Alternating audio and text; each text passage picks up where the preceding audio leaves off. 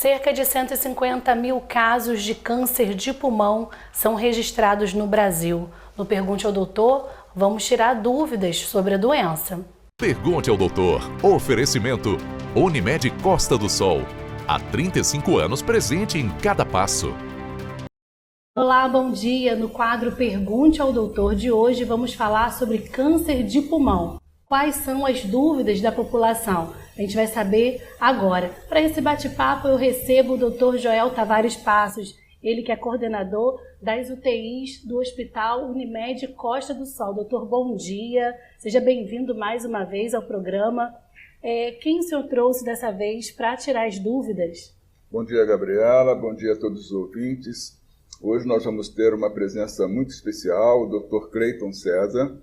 Na verdade, o Dr. Cleiton ele é especialista em cirurgia oncológica e também é especialista em cirurgia torácica e membro titular das duas especialidades. Bom dia, Dr. Cleiton. Bom dia, Joel. Bom dia, Gabriela. Bom dia. Bom dia a todos que estão nos assistindo. É um prazer estar aqui. Igualmente, obrigada. Muito bem, agradecer ao Cleiton pela disposição de estar aqui na nossa roda, de conversarmos um pouco sobre esse tema tão importante que é câncer de pulmão. Bom, nós já sabemos que, de alguma forma, o tabagismo é muito importante na incidência dessa doença. Mas também soubemos e sabemos que houve uma campanha enorme em relação a parar de fumar, ou seja, a população não usar mais o cigarro. Isso surtiu efeito? Está diminuindo a incidência? Como que está isso no mundo inteiro, Cleiton? Olha, no Brasil, há cerca de 40 anos, foi criado o Programa Nacional de Controle do Tabagismo. No início, a repercussão foi muito boa e esses números vieram diminuindo de forma considerável, mas em 2019 parece que houve uma estagnação. Ultimamente os números estão se mantendo, nas mulheres em alguns locais esse número está até aumentando e é importante que essa campanha continue, que a gente tenha políticas públicas de combate ao tabagismo, porque essa campanha, ela trouxe, vocês vão lembrar, aquelas mensagens nas carteiras de cigarro, a proibição do cigarro em ambientes públicos. Sim. E também todo um trabalho de conscientização dos malefícios do cigarro. Então, você acha, Cleiton, e a literatura acha, que o fumante passivo, que é aquele sujeito que convive com pessoas que fumam, mas que obrigatoriamente não está fumando, ele de alguma forma também participa dessa incidência e dessa estabilização do processo? Com certeza, com certeza. As pessoas que trabalhavam em ambientes onde tinha muito tabagismo, por exemplo, barman, garçons, pessoas em repartições públicas onde o cigarro era liberado, a incidência com certeza é aumentada nessas pessoas. E graças a essas campanhas, a gente conseguiu criar esses ambientes livres de cigarro e isso vem diminuindo no Brasil. Muito bem. Nós temos perguntas? Temos perguntas sim. A primeira pergunta é da Sabrina. Vamos ver então qual que é a dúvida dela, né? Olá, doutor, bom dia. Gostaria de saber como identificar o câncer de pulmão e quais são os primeiros sintomas. Sabrina, muito obrigado pela pergunta. Os primeiros sintomas, eles são meio inespecíficos. Você pode ter tosse, a tosse pode ser com secreção ou tosse seca, às vezes pode ter sangue no escarro, a pessoa pode apresentar dispneia, falta de ar, dor no peito, rouquidão, emagrecimento, perda de apetite. São sintomas que às vezes chamam a atenção não só para o câncer de pulmão, mas são inespecíficos. O importante é que muitos pacientes apresentam câncer de pulmão e são assintomáticos, porque o tumor ainda está numa fase inicial. E seria a fase que a gente gostaria de detectar, numa fase precoce, para melhorar a chance de cura desses pacientes. Hoje a gente já tem um protocolo para fazer rastreamento do câncer de pulmão. Então, se uma pessoa tem entre 50 e 80 anos, tem uma carga tabágica alta, ela deve procurar o seu médico e saber se ela não faz parte dos candidatos a participar desse protocolo, que devem fazer tomografia de baixa dose anual para ver se consegue detectar os tumores numa fase inicial. Doutor, a próxima pergunta é da Meridiene. Vamos ver.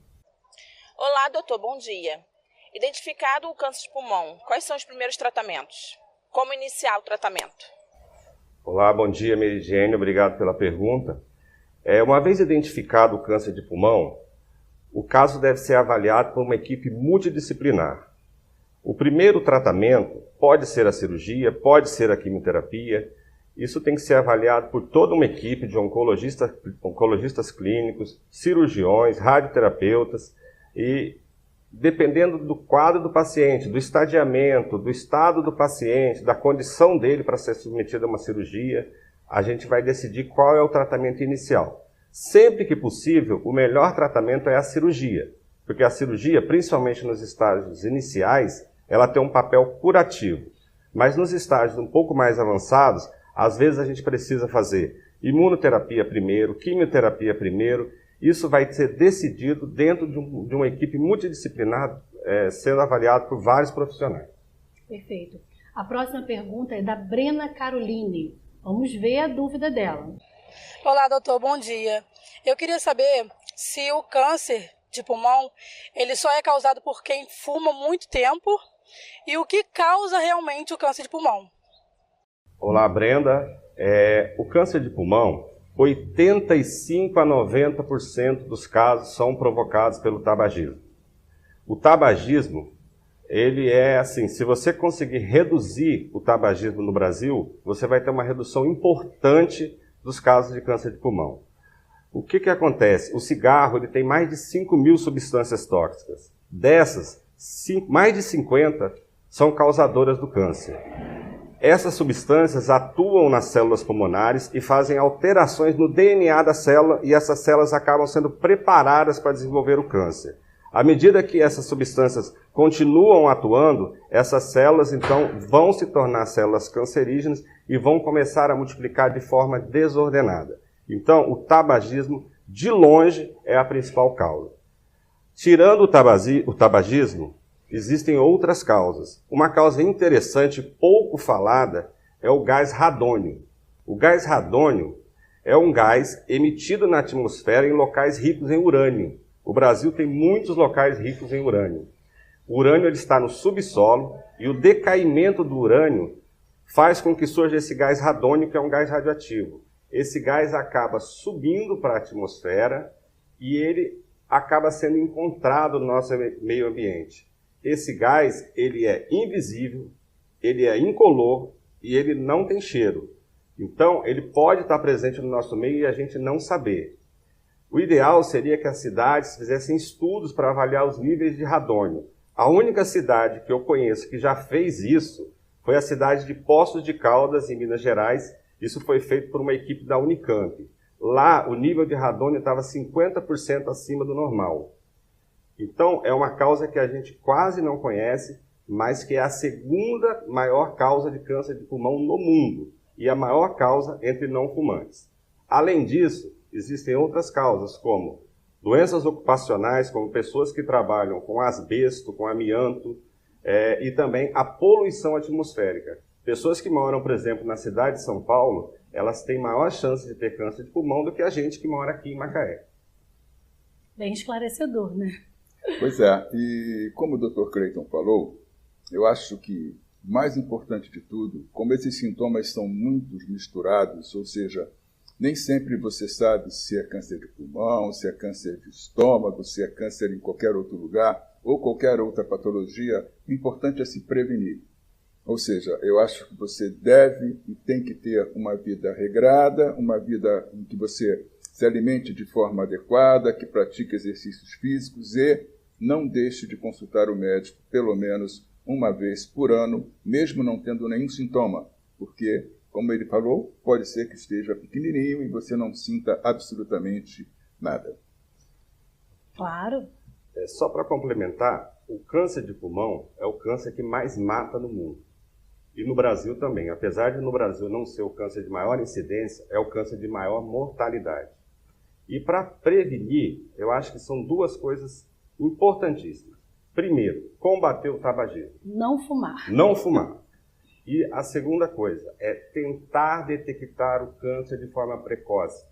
A gente tem um protocolo hoje, foi bem estabelecido, para que pessoas entre 50 a 80 anos que pararam de fumar há menos de 15 anos e têm uma carga de tabagismo alta, essas pessoas têm que entrar dentro de um protocolo de rastreamento para que faça exames anuais. É uma tomografia de baixa dose para detectar o câncer de pulmão. Perfeito, doutor. Mais uma vez, obrigada pela sua presença. Um assunto, né, tão importante, muito esclarecedor, doutor. Obrigada também, viu? Tá bom. Bom dia a todos.